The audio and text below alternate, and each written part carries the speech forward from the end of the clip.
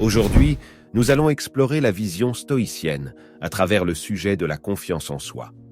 Elle n'est pas seulement un état d'esprit, mais une attitude enracinée qui émerge d'une compréhension profonde de la nature humaine et de l'ordre de l'univers. Le stoïcisme offre des conseils précieux pour cultiver une confiance en soi durable et authentique, en soulignant l'importance de vivre selon nos principes, d'accepter ce qui n'est pas sous notre contrôle et de garder la sérénité face à l'adversité. En adoptant les enseignements stoïciens, nous trouvons une source solide de confiance qui n'est pas influencée par les circonstances extérieures, mais nourrie par l'authenticité et la résilience intérieure. Dans cette vidéo, nous allons explorer 4 principes stoïciens pour devenir plus confiant. 1. Habitudes destructives et confiance en soi. Marc Aurèle, l'empereur philosophe, dans son ouvrage Méditation, réfléchit à l'importance de la confiance en soi, affirmant que vous avez du pouvoir sur votre esprit et non sur les événements extérieurs. Comprenez cela et vous trouverez la force.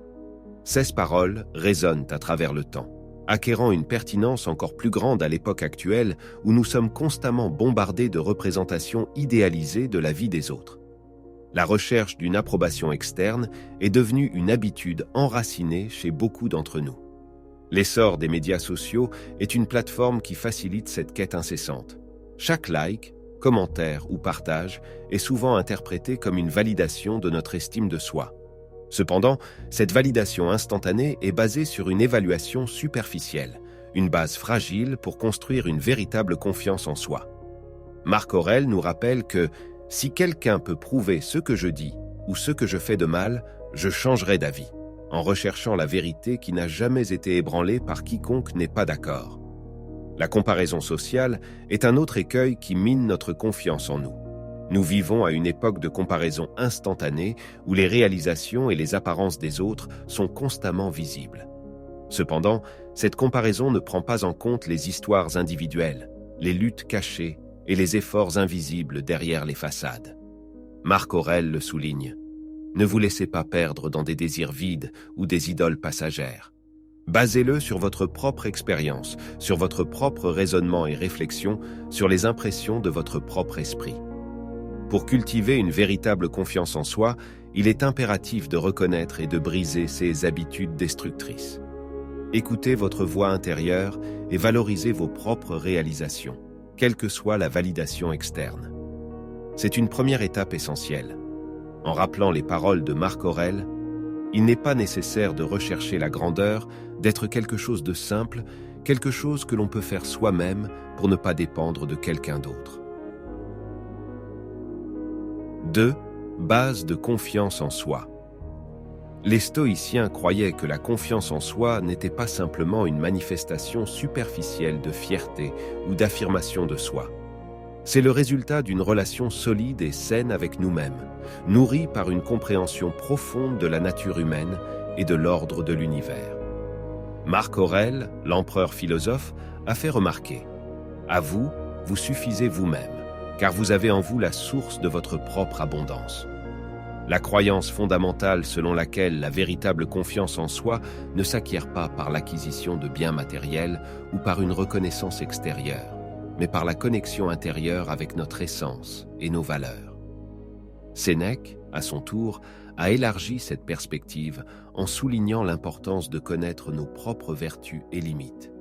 Il a écrit « La vraie grandeur consiste à être maître de nous-mêmes. » Cette déclaration nous invite à rechercher l'excellence dans notre propre caractère et à reconnaître que la véritable confiance en soi vient de l'autodiscipline, de la maîtrise de soi et d'une profonde compréhension de qui nous sommes. La philosophie stoïcienne se concentre également sur l'importance d'accepter les choses qui ne sont pas sous notre contrôle. Marc Aurèle nous le rappelle. Celui qui n'attend ni ne craint les événements de la vie sera en sécurité. Cette approche nous encourage à concentrer notre énergie sur ce que nous pouvons contrôler, nos attitudes, nos perspectives et nos choix, plutôt que de nous soucier des résultats externes sur lesquels nous n'avons aucun contrôle. Cela conduit à une forme de confiance en soi résiliente qui persiste même face à des situations défavorables. En adoptant les principes stoïciens, nous pouvons développer une confiance en soi solide et authentique. La confiance en soi stoïcienne ne repose pas sur une illusion de grandeur, mais plutôt sur une appréciation réaliste de notre propre nature et de nos capacités. Elle naît de la transformation de soi et de la culture constante de nos valeurs intérieures. Comme l'a écrit Sénèque, vous ne serez jamais en sécurité si vous ne vous aimez pas, et vous ne pouvez pas vous aimer si vous ne vivez selon la raison. 3. Cultiver la confiance en soi par l'authenticité. Sénèque, le philosophe stoïcien, disait judicieusement « Ce n'est pas parce que les choses sont difficiles qu'on n'ose pas, c'est parce qu'on n'ose pas qu'elles sont difficiles. » Cette citation nous rappelle que souvent le manque de confiance en soi découle d'un refus d'accepter notre propre authenticité. Lorsque nous répondons aux attentes des autres, nous étouffons notre voix intérieure, diminuant notre confiance. L'authenticité, en revanche, nous encourage à adopter nos particularités, nos opinions et nos valeurs uniques, permettant ainsi à notre confiance en soi de s'épanouir. Marc Aurèle, l'empereur philosophe, fait écho à cette pensée dans ses méditations. « Vous, le premier matin aujourd'hui, je vais rencontrer les gens occupés, les ingrats, les insolents, les traîtres et les envieux. Tous, ces vies, ont été déclenchées par l'ignorance de ceux qui aident bien et mal. » À travers cette citation, il souligne l'importance de ne pas laisser les opinions et les actions des autres nous influencer au point de compromettre notre véritable identité. Celle-ci repose sur la conscience de soi et l'engagement envers nos propres principes et valeurs. Toutefois, l'authenticité n'est pas une tâche facile. La pression sociale, la peur du jugement et la recherche incessante de l'acceptation obscurcissent souvent notre véritable identité. Cependant, lorsque nous risquons de vivre de manière authentique, nous découvrons une force intérieure qui stimule la confiance en soi. Le fait de s'exprimer de manière authentique nous donne non seulement du pouvoir, mais inspire également les autres à faire de même, créant ainsi un cycle vertueux d'authenticité et de confiance en soi. En cultivant l'authenticité, nous ouvrons la voie à une véritable confiance en soi. Nous acceptons nos faiblesses et nos forces, et nous nous donnons la permission de grandir et d'évoluer sans le fardeau de la conformité. Selon Marc Aurèle, la confiance en soi est la base de toute vertu. Lorsque nous sommes fidèles à nous-mêmes, notre confiance devient inébranlable, car elle ne dépend pas de l'approbation extérieure, mais de l'harmonie intérieure. 4. L'acceptation de la philosophie stoïcienne, intérieure et extérieure. Avec ses racines dans la pensée grecque antique, met l'accent sur la vertu, l'autodiscipline et la compréhension des choses à la fois sous et hors de notre contrôle, l'un des piliers centraux de cette philosophie est l'acceptation de la réalité tant interne qu'externe.